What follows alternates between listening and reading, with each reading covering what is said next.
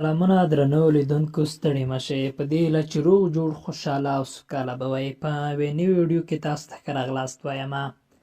په نننۍ ویډیو کې غواړم چې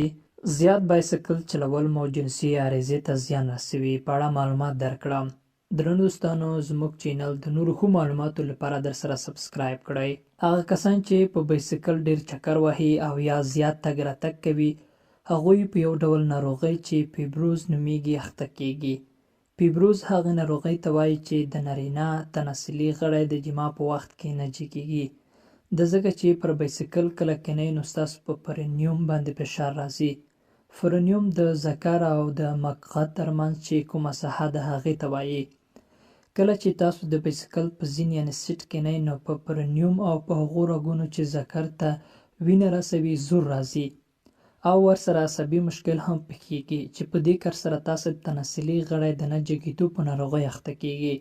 که چیرې بیا هم د ضرورت لمحې د بایسکل چلولو ته مجبور یاست نو کوښښ وکړئ د بایسکل زین مو پراخ او غټ وي او په باریک زین د کیناستلو څخه ډډه وکړئ چې مستقیما په دې ناحیو باندې سخت زور راځي